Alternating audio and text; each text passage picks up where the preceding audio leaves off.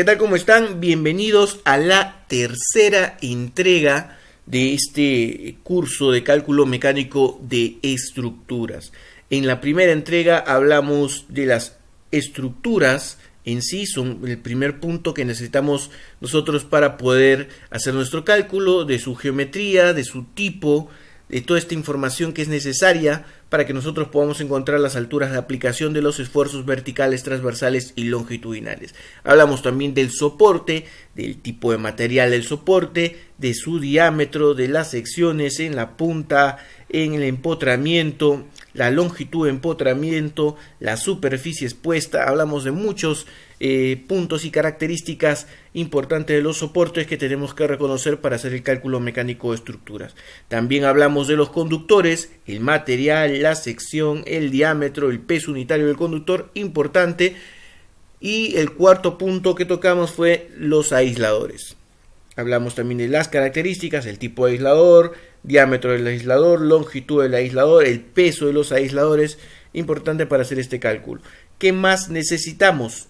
Punto número 5, las hipótesis. Nosotros sabemos que vamos a tener hipótesis con mínima temperatura, máxima flecha, máxima temperatura, que no necesariamente van a ser lo mismo. Tú generas máxima flecha, puedes generarla con una temperatura máxima, es verdad, pero también con un hielo excesivo se podría generar una máxima flecha. Ahora, así como hay hipótesis de máxima flecha o máxima temperatura, hay también otra hipótesis donde tenemos temperaturas excepcionales, ¿no? Hipótesis de máxima temperatura excepcional, le podríamos llamar así, o distintas hipótesis que vamos creando nosotros de acuerdo a las necesidades. Bien, también podemos contar con hielo en nuestros conductores. Vamos a tener una hipótesis en la cual tenemos que ver un espesor de hielo, una temperatura mínima, de repente una hipótesis de oscilación de cadena. Todo este tipo de hipótesis ya se ha hablado en la parte de lo que son los videos de hipótesis de estado.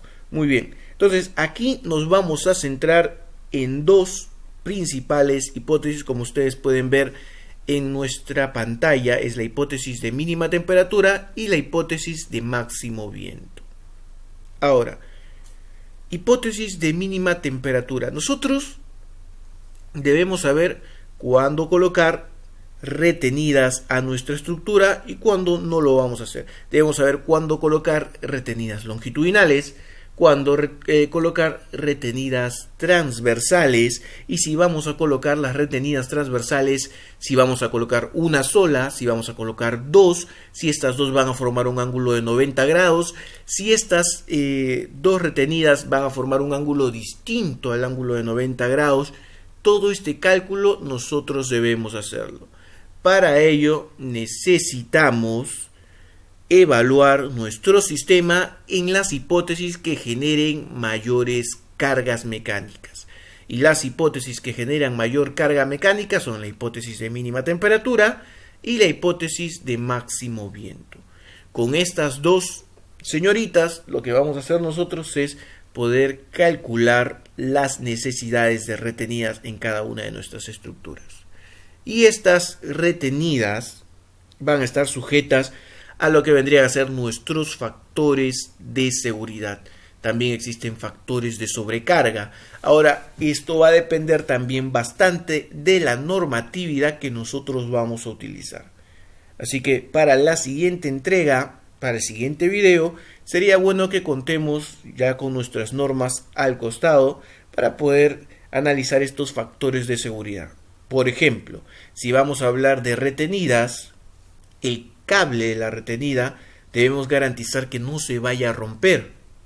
El ángulo de la retenida, el ángulo de inclinación de este cable con el poste también debe estar en un rango, y también debemos verificar que no obstruya o que sea viable colocar una retenida en ese ángulo que estamos nosotros poniendo, ¿no?, a nuestro sistema, porque puede ser que haya una casa al costado, porque puede ser que haya una pista, una vereda, y si colocamos la retenida en medio vamos a obstaculizar el paso de las personas, el paso de los vehículos. Entonces debemos saber qué tipo de retenida vamos a colocar nosotros. Tenemos que saber si nuestra cable cuántos kilogramos de esfuerzo soporta y aplicarle un factor de seguridad para garantizar que no se vaya a romper el cable de nuestra retenida.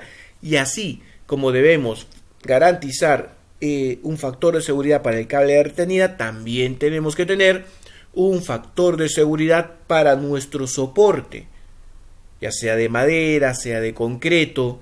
Ahora, estos esfuerzos que le aplicamos al soporte lo pueden deformar, vamos a tener una deflexión del soporte.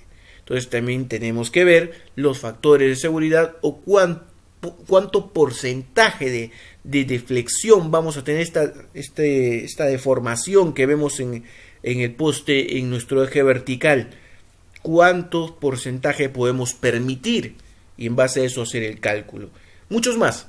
Todo esto lo vamos a ver en el punto número 6, que es factores de seguridad. Lo vemos en la siguiente entrega. Un abrazo.